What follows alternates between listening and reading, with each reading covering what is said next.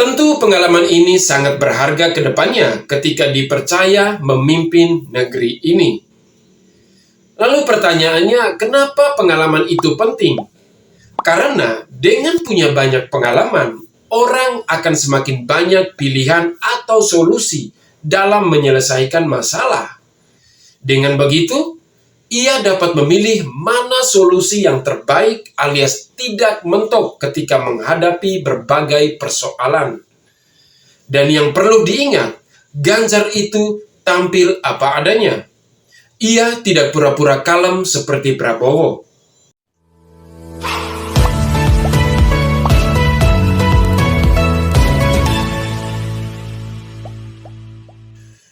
Ada satu kelebihan yang dimiliki oleh Rusia dan Cina yang tidak dimiliki oleh Indonesia, yakni presidennya bisa menjabat lebih dari 2 periode ketika masih diinginkan oleh masyarakat. Dengan begitu, presiden dapat melanjutkan proyek ambisiusnya hingga tuntas. Sementara presiden Indonesia paling lama 10 tahun menjabat. Setelah itu harus diganti dengan yang baru. Tidak peduli program presiden tersebut sudah selesai atau belum, dan tidak peduli apakah akan dilanjutkan atau tidak oleh presiden pengganti. Yang pasti, ada peralihan kekuasaan. Pertanyaannya, apakah ini yang disebut demokrasi kaku? Dampaknya pun tidak main-main, seperti pembangunan infrastruktur yang sedang berjalan saat ini, yakni Ibu Kota Nusantara atau IKN, terancam jadi mangkrak kalau Anies yang jadi presiden. Karena semua sudah tahu bagaimana kapasitas mantan Menteri Pendidikan pecatan itu. Bikin program rumah DP 0 saja tidak memenuhi target, apalagi bikin IKN. Oleh sebab itu, satu-satunya solusi agar keberlanjutan pembangunan tetap berjalan di antara keterbatasan masa jabatan presiden adalah dengan menghadirkan penerus. Penerus pun bukan sembarangan, tapi yang benar-benar bisa dipercaya yang akan melanjutkan program Presiden Jokowi. Lantas, siapakah sosok yang paling tepat untuk menerima tongkat estafet dari Presiden Jokowi itu? Tentu yang memiliki banyak kesamaan dengan dia. Dan dari 3 nama yang muncul antara Prabowo, Anies, serta Ganjar, Ganjarlah yang paling pas jadi penerus Presiden Jokowi. Pertama, Gubernur Jawa Tengah itu dikenal sangat merakyat.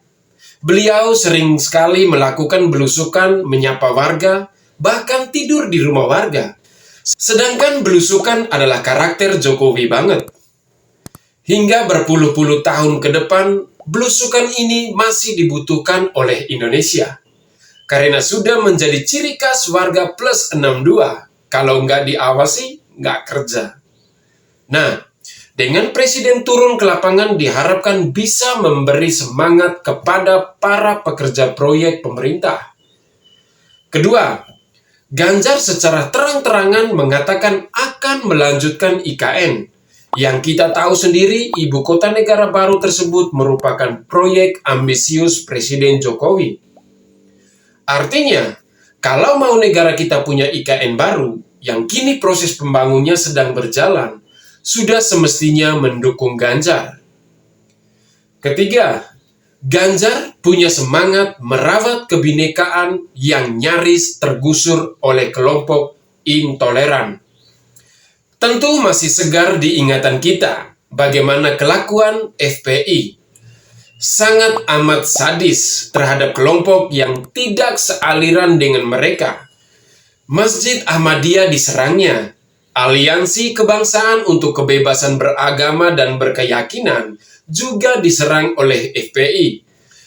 Termasuk menurut Kompolnas, FPI pernah terlibat menyerang polisi.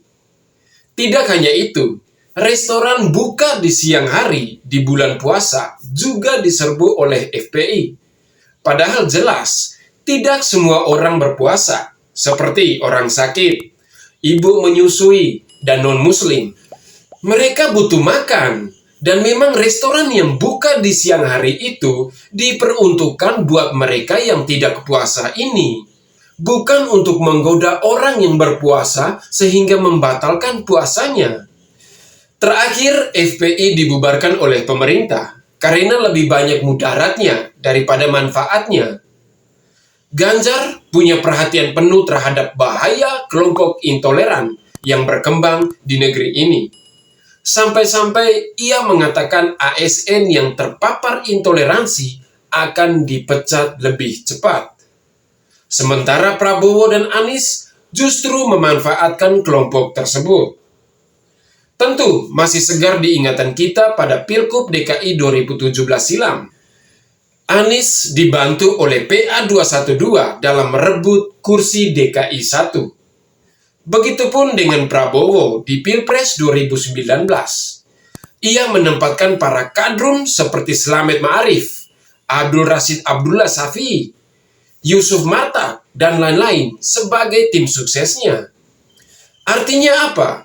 Kalau mau Indonesia aman dari gangguan kelompok intoleran, tentu kedepannya kita mesti punya presiden yang tidak memanfaatkan mereka untuk kepentingan politik. Sebagai tambahan, Ganjar juga merupakan pemimpin yang bersih. Rekam jejaknya tidak pernah dipecat seperti Anies, serta tidak pernah melakukan pelanggaran HAM seperti capres sebelahnya. Yang ada justru Ganjar paket komplit. Ia pernah jadi aktivis, pernah jadi anggota DPR, serta pernah jadi gubernur 2 periode. Tentu pengalaman ini sangat berharga ke depannya ketika dipercaya memimpin negeri ini. Lalu pertanyaannya, kenapa pengalaman itu penting? Karena dengan punya banyak pengalaman, orang akan semakin banyak pilihan atau solusi dalam menyelesaikan masalah. Dengan begitu, ia dapat memilih mana solusi yang terbaik alias tidak mentok ketika menghadapi berbagai persoalan. Dan yang perlu diingat, Ganjar itu tampil apa adanya. Ia tidak pura-pura kalem seperti Prabowo. Politisi tanpa topeng inilah yang dibutuhkan oleh negeri ini. Oke, sampai di sini dulu. Jangan lupa like, komen, dan subscribe. Pantau terus channel ini agar terus mendapatkan berbagai informasi menarik dan tentunya informasi terbaru dan anti-hoax. Akhir kata, saya Mata Kiri pamit undur diri. Salam hormat, salam NKRI harga mati. Wassalam.